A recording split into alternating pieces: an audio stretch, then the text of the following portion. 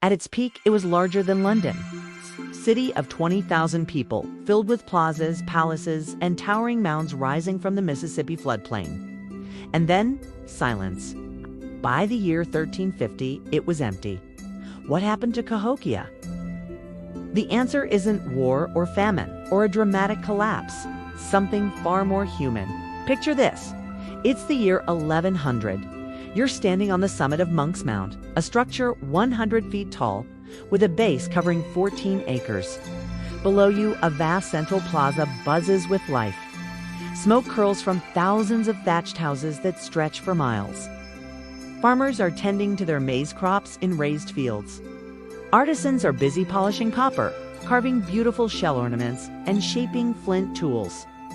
Over there, astronomers track the solstices using a circle of massive wooden posts, perfectly aligned with the stars. This isn't Tenochtitlan. It's not Chaco Canyon. This is Cahokia, right on the banks of the Mississippi River, just east of modern-day St. Louis. And at this moment, it's the largest city in North America. Bigger than London was at the time. Bigger than Paris. And then, within just 2 centuries, it falls silent, abandoned. Not destroyed by an enemy, not sacked for its riches. The people just left. Today, we're asking why. And the answer, thanks to some incredible cutting-edge archaeology, might just reshape how we think about the idea of societal collapse itself.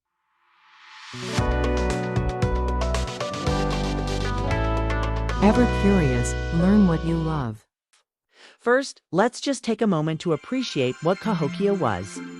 This wasn't just a village, it was a true metropolis.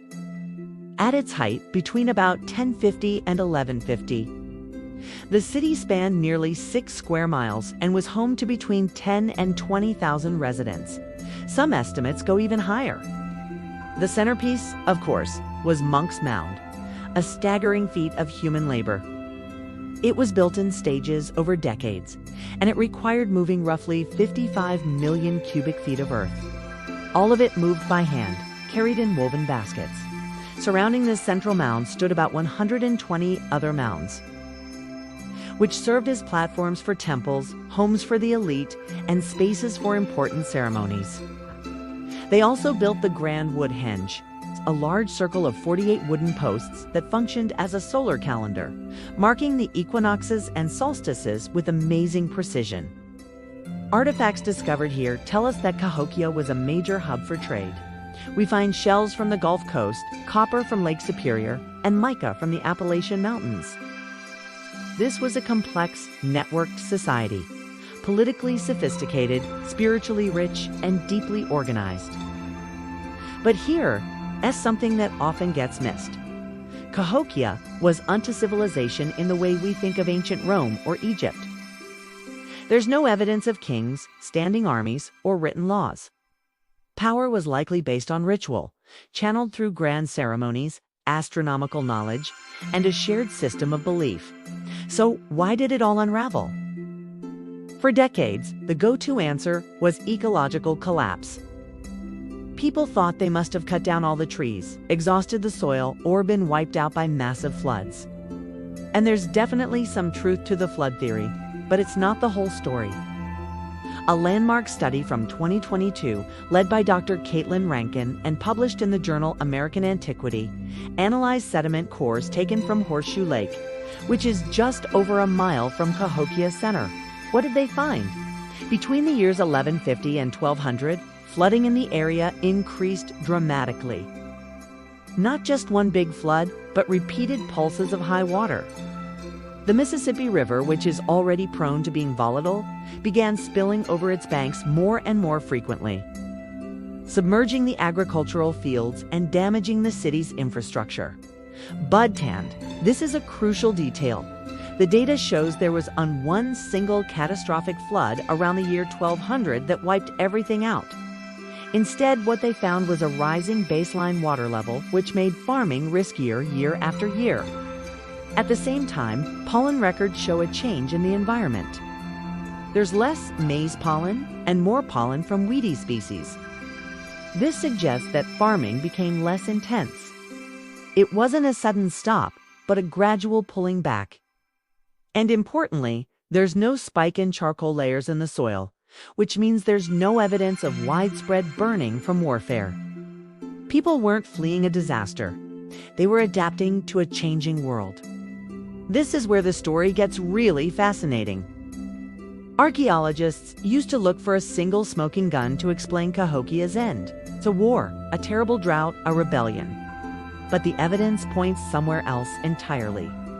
Excavations at the smaller, outlying neighborhoods show something unexpected. The population didn't just vanish overnight. Instead, the density of artifacts, the stuff of daily life, declined steadily from 1150 to 1250. The rebuilding of houses slows down. The construction of new mounds stops completely after about the year 1200. But life continues.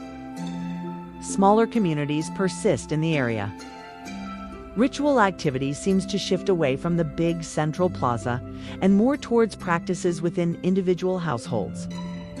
We start finding more ritual objects like shell beads and ceremonial pipes inside people's homes rather than in elite public spaces. Dr. Sarah Bears, a specialist on Cahokia, puts it this way: it wasn't collapse. It was decentralization. The people weren't starving, they weren't conquered. They were reorganizing their entire society. Think about it from their perspective. Constant flooding made large-scale, centralized maize farming unreliable. Why would you cling to a system that demanded massive coordinated labor to support it? Why would you maintain a social hierarchy that was centered on a flood-prone plaza? Instead, it seems that communities chose resilience over scale. Smaller, more dispersed groups, drawing on a wider variety of food sources like wild plants, fish, deer, and nuts, could adapt much faster to the new, unpredictable conditions. In other words, Cahokia didn't fall. It transformed. So why do we still use the word collapse to describe what happened? Part of it is just habit, and part of it is our own bias. For too long, archaeologists measured the success of a society by its size and the grandeur of its monuments. A city that was shrinking was seen as being in decline.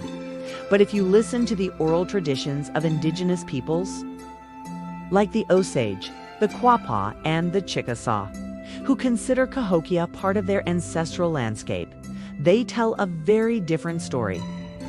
They speak of migration as a form of renewal, of communities scattering to renew the world. And physically, Cahokia wasn't erased. Monks Mound endured. As late as 1764, French missionaries recorded indigenous people still making offerings there. Even today, the Cahokia Mound State Historic Site is sacred ground. It's recognized as a UNESCO World Heritage Site and is actively stewarded by tribal nations. The real lesson here is that societies don't always end in fire and ruin. Sometimes they simply choose to change, to walk away, not in defeat, but in wisdom. Cahokia reminds us that abandonment isn't always a tragedy. Sometimes it's a strategy. Sometimes it's an act of care for the land, for the community, and for the future. In our own age of climate uncertainty, that feels incredibly resonant. What if real resilience sometimes means letting go of bigness, of central control, of clinging to the way things were? Cahokia's silence isn't emptiness. It's an invitation to listen, to rethink, and to stay curious. If you'd like to explore the primary research for yourself, we've put links in the description below, including that pivotal 2022 American Antiquity paper. Hit that like button if you value stories told with nuance, and subscribe for more deep dives into the past that help illuminate our present. Thanks for watching.